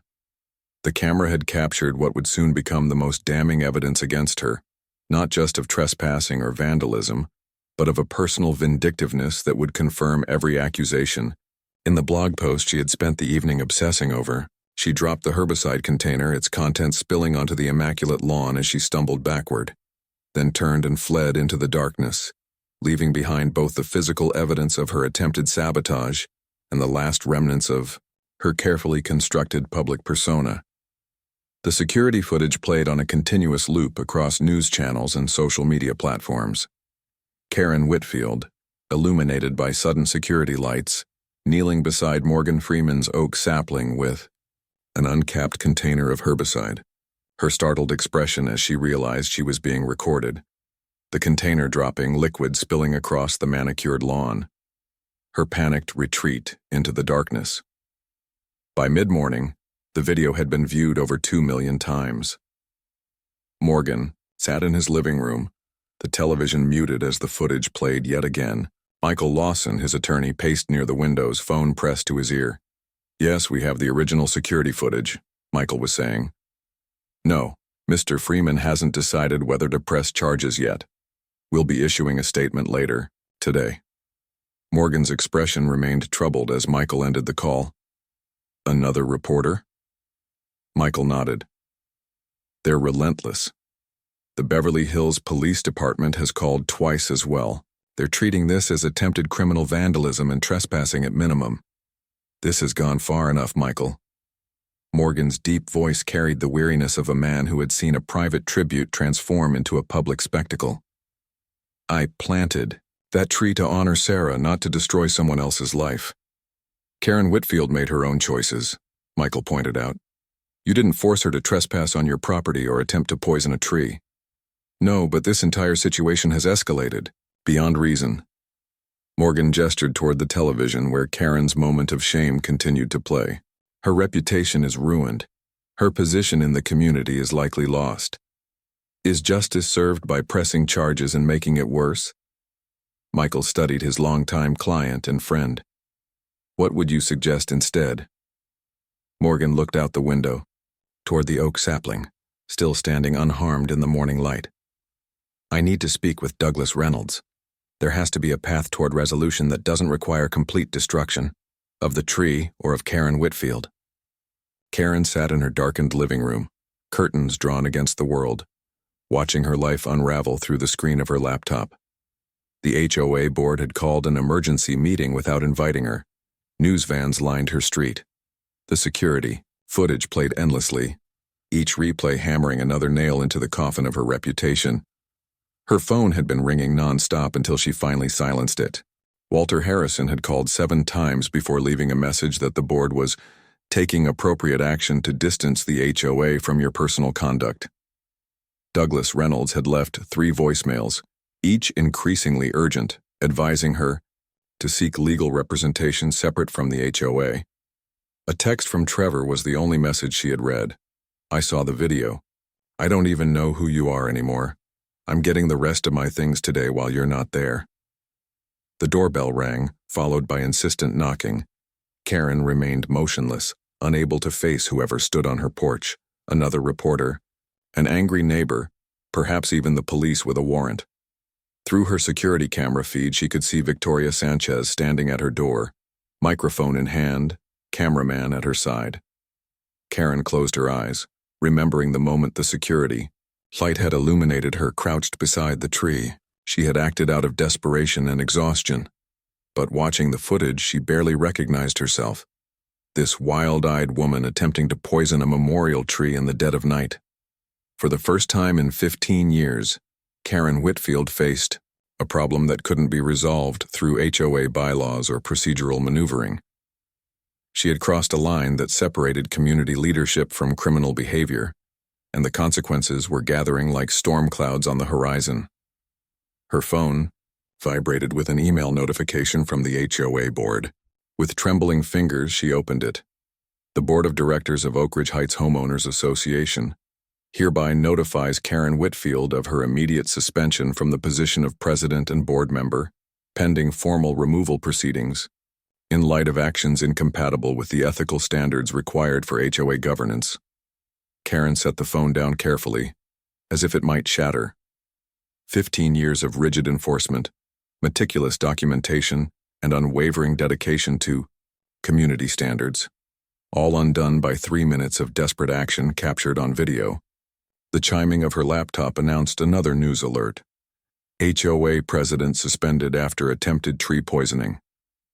Karen closed the computer with a snap. The walls of her immaculate home seemed to be closing in around her.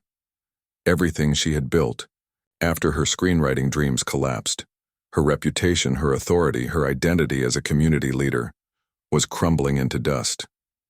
For the first time since her second divorce, Karen Whitfield began to sob, her carefully maintained composure finally breaking under the weight of public humiliation and private despair. Trevor Whitfield waited until the news vans had temporarily departed for lunch before approaching his mother's house with a borrowed pickup truck. His friend Maya from the environmental group stood beside him, offering silent support as he unlocked the door. "I won't be long," he told her, just grabbing the essentials. Inside, the house was eerily silent and dark, with curtains drawn against the spring sunshine. "Mom?" Trevor called out, uncertain whether he hoped for a response. The house remained quiet. Trevor moved quickly to his bedroom, filling several boxes with clothes, textbooks, and personal items. As he packed, he tried to reconcile the mother he had known, controlling and rigid, but also hardworking and determined, with the desperate woman in the security footage, attempting to poison a tree in the middle of the night. "Everything okay?" Maya asked from the doorway. Trevor nodded, not trusting himself to speak. Nothing was okay, but there were no words to explain the complex mixture of shame, anger, and grief he felt. His mother's actions had shocked him, yet he couldn't help feeling partially responsible for her downfall. After all, he had been among those publicly opposing her. In his mother's home office, Trevor hesitated before the filing cabinet where he had discovered her rejection letters. After a moment's deliberation, he opened the drawer and retrieved the hidden folder labeled Screenplays Rejections. Whatever happened next, these documents contained a truth about his mother that might help him understand how a once ambitious, creative person had transformed into someone capable of such a vindictive act.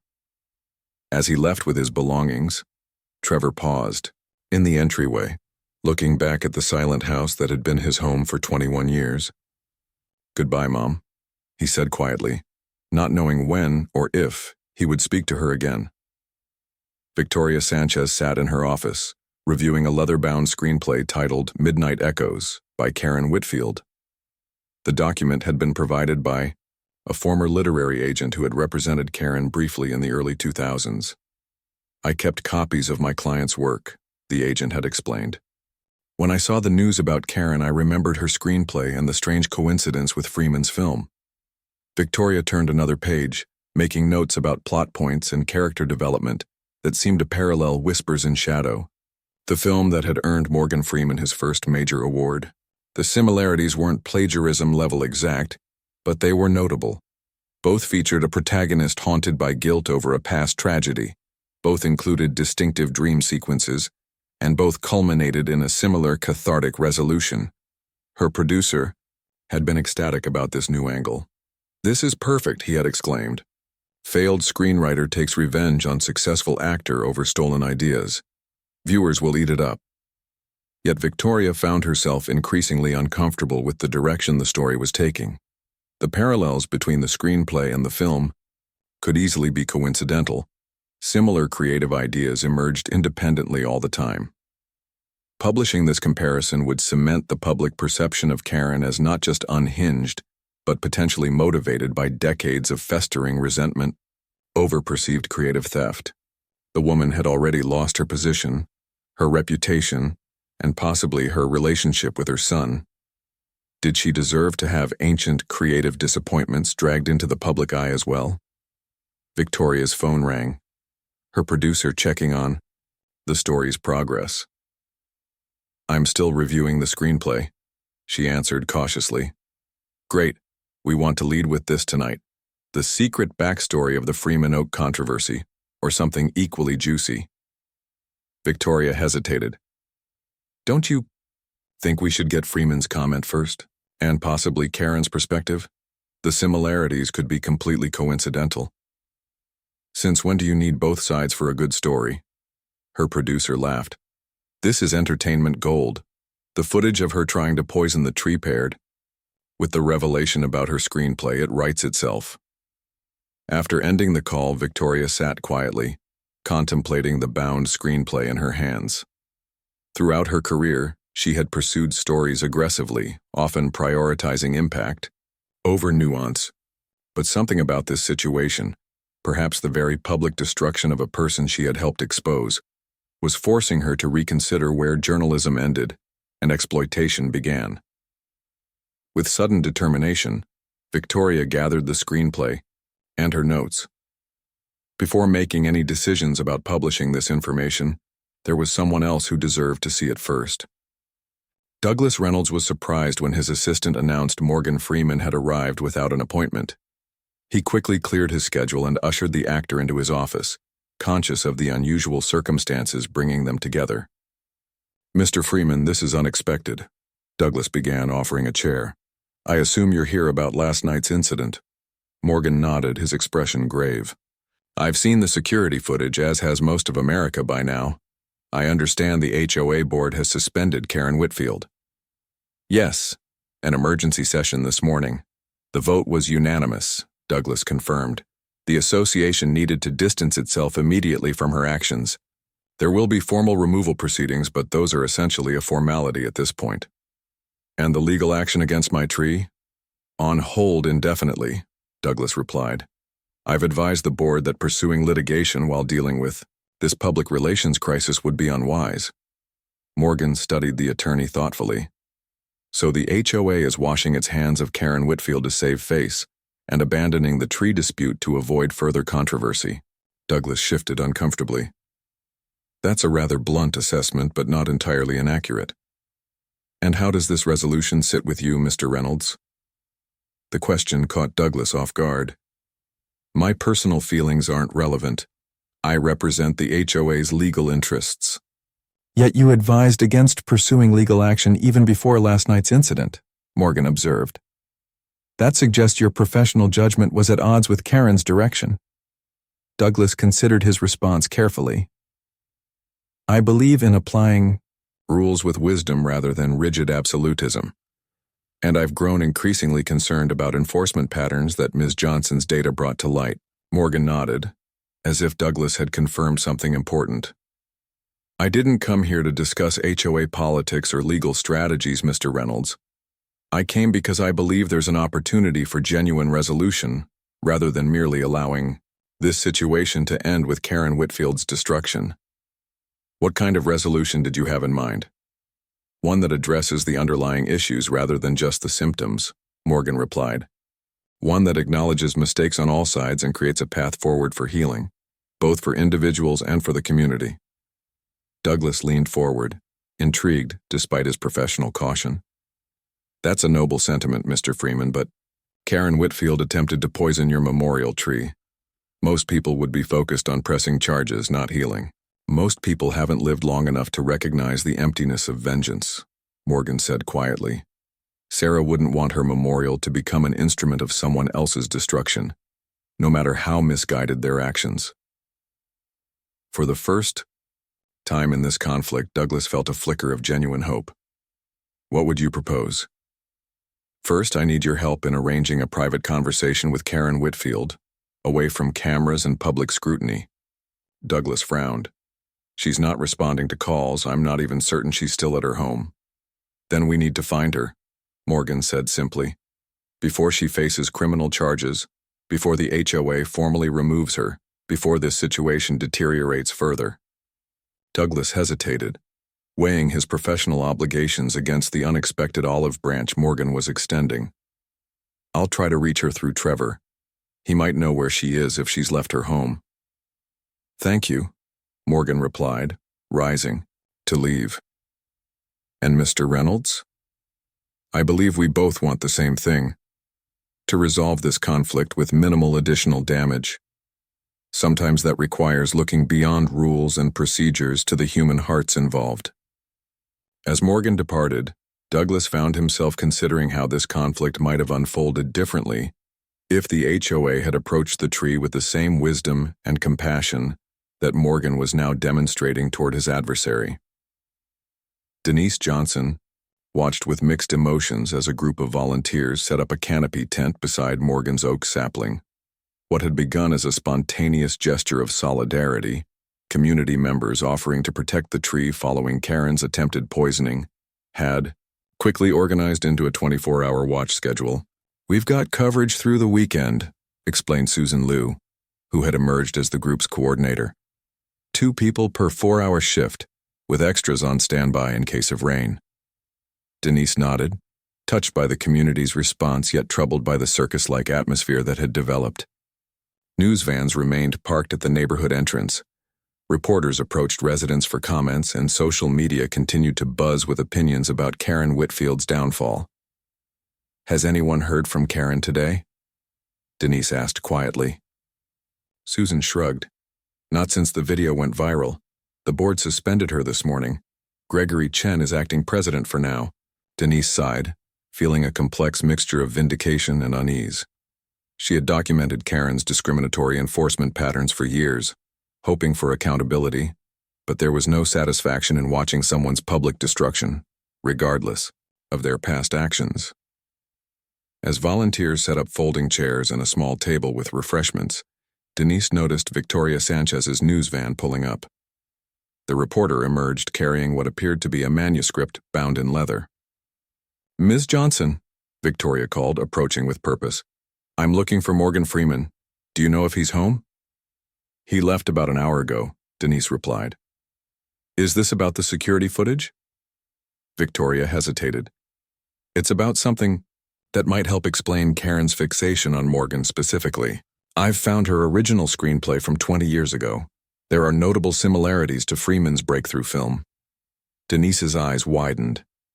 "You're not suggesting—" "I'm not drawing conclusions," Victoria clarified. "But there are parallels. That can't be dismissed as mere coincidence. I wanted to show it to Morgan before deciding whether to include it in my reporting." Denise studied the reporter with newfound respect. "That's surprisingly considerate, given how this story has been covered so far." Victoria looked uncomfortable. "I've been reflecting on my role in how this situation has escalated. Breaking news is my job, but there's a difference between informing the public and feeding a frenzy."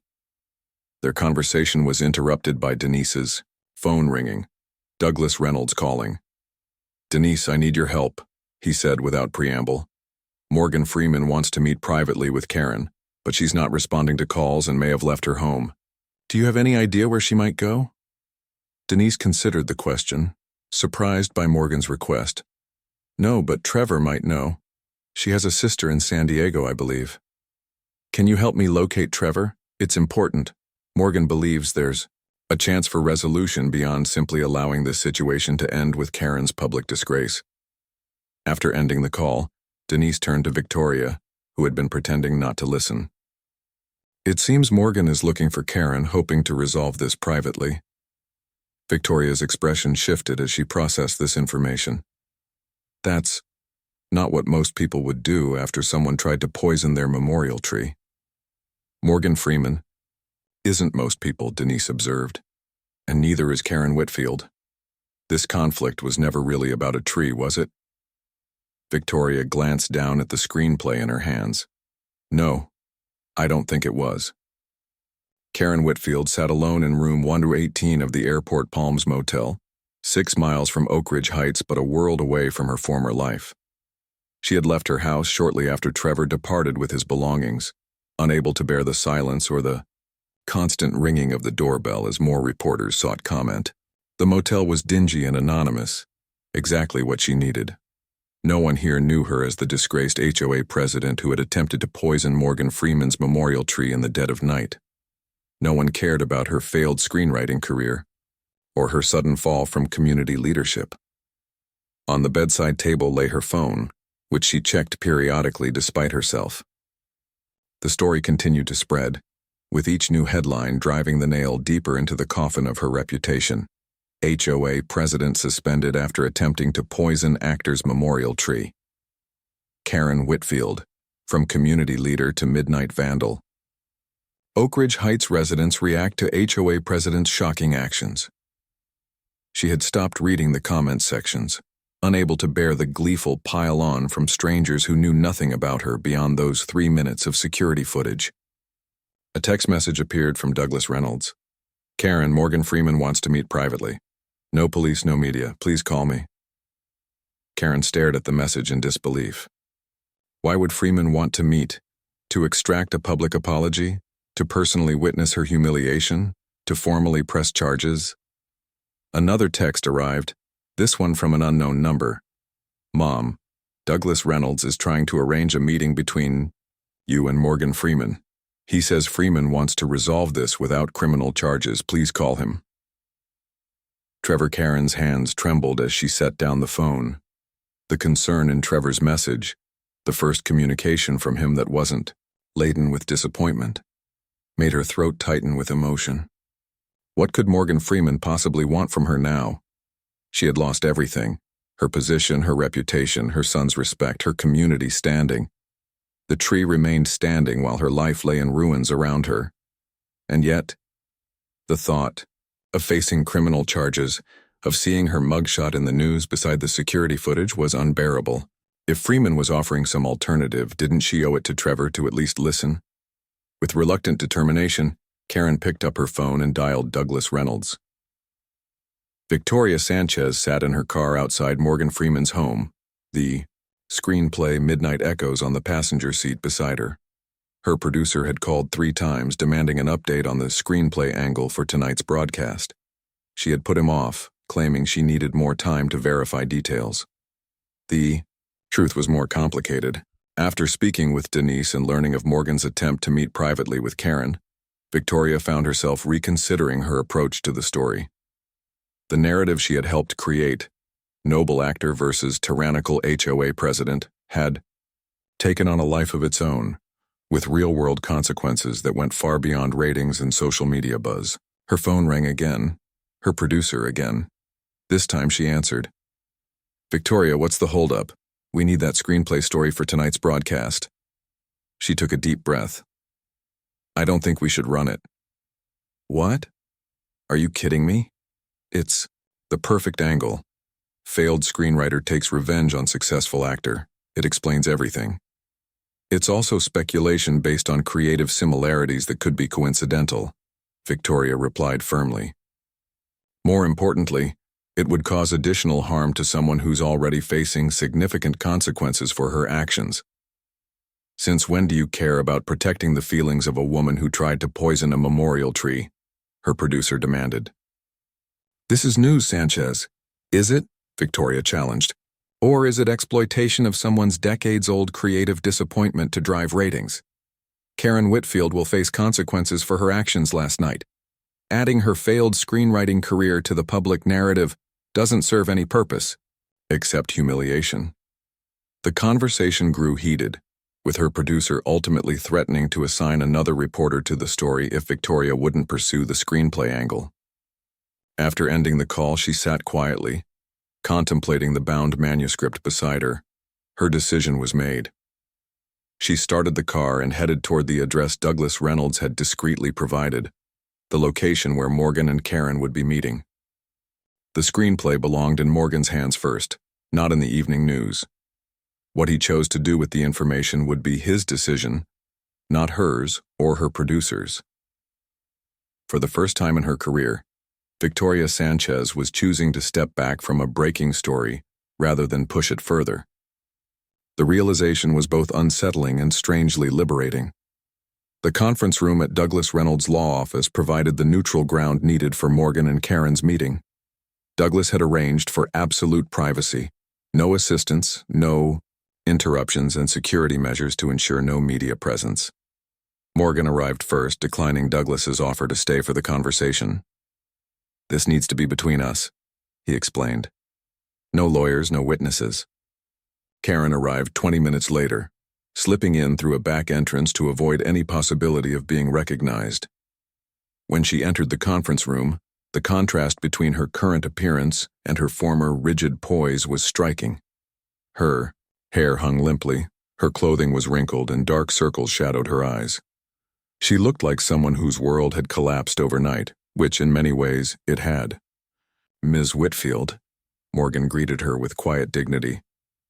"Thank you for coming." Karen couldn't meet his eyes. "I didn't have much choice." "We always have choices," Morgan replied gently, "even when none of them seem good." An uncomfortable silence filled the room. Karen finally broke it, her voice barely audible. "Are you pressing charges?" "That depends on this conversation," Morgan answered truthfully. "I wanted to understand why, not just why you opposed my tree, but why you were willing to trespass and attempt to poison it. That goes beyond enforcing HOA rules." Karen's hands trembled slightly as she clasped them on the table. "Does it matter now? You won. The tree stays. I've lost everything." "It matters to me," Morgan said, "because I believe what happened between us was never really about the tree." Karen looked up sharply, a flash of her old defiance returning. "What would you know about my motivations?" "Very little," Morgan acknowledged. "Which is why I'm asking rather than assuming." A knock at the door interrupted them. Douglas opened it slightly, spoke to someone outside, then turned to Morgan. "Victoria Sanchez is here. She says she has something important for you to see before you continue this conversation." Morgan frowned. "We requested privacy." "She's not here to report," Douglas clarified. "She has a document she believes is relevant to your discussion." Morgan glanced at Karen, whose face had gone pale at the mention of Victoria's name. "It's your decision," he told her. "This is meant to be a private conversation." Karen's expression flickered between fear and resignation. "Let her in. What more can I lose at this point?" Victoria entered, carrying the leather-bound screenplay. She placed it on the conference table without comment, then addressed them both. "I'm not here as a reporter. In fact, I've declined to pursue this angle in my coverage, but I believe it's important to your conversation." She nodded toward the manuscript. "I'll leave you to discuss it privately." After Victoria departed, Morgan looked at the screenplay titled Midnight Echoes by Karen Whitfield. Recognition dawned in his eyes. "You were a screenwriter," he said quietly. Karen stared at the manuscript, her past creativity and ambition, bound in leather, now exposed between them like an open wound. "A long time ago, before I failed enough times to give up." Morgan carefully opened the screenplay, skimming pages with growing interest. "This is remarkably similar to Whispers in Shadow. Similar enough that when you won your award for it, I burned my other manuscripts," Karen said, a lifetime of bitterness surfacing in her voice. "I had been shopping Midnight Echoes for 3 years. Every studio rejected it. Then suddenly a film appears with the same core concept, similar dream sequences, even similar dialogue patterns. I never saw your screenplay," Morgan said quietly. "The script for Whispers in Shadow came through my agent from writer Alan Kaufman." "I know," Karen replied, the fight draining from her voice.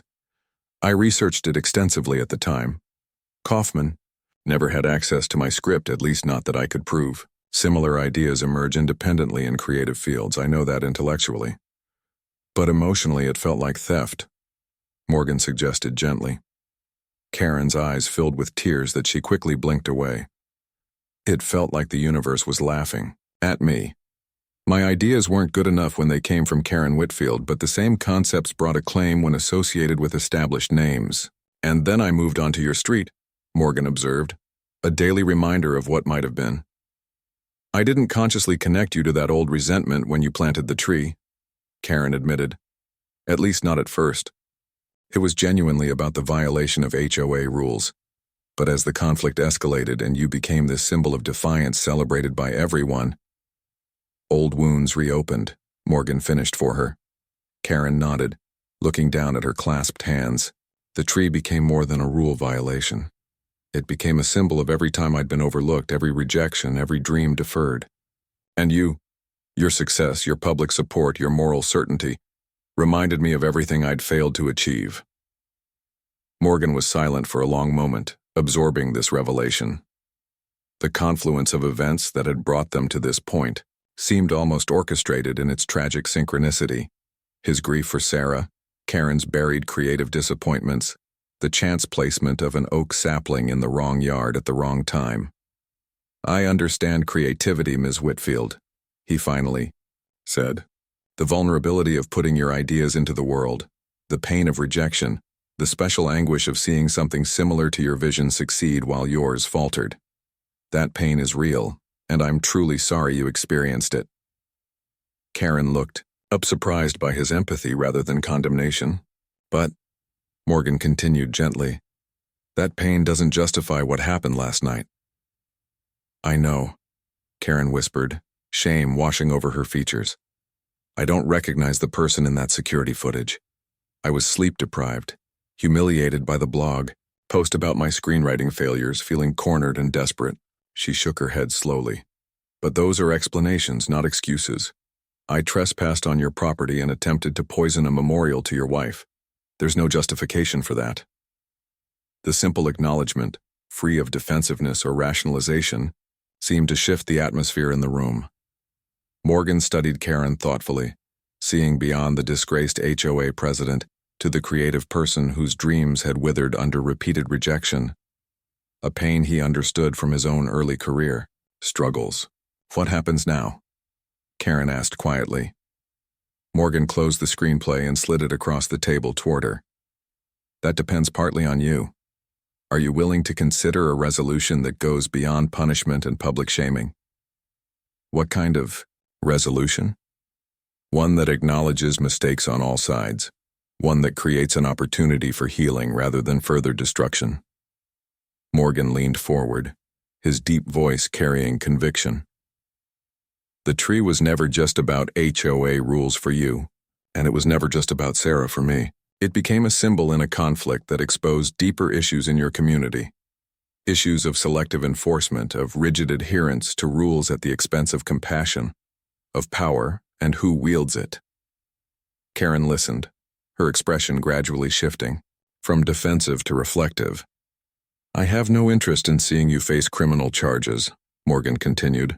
"But simple forgiveness without change isn't enough either. Real resolution requires addressing the underlying issues that brought us to this point."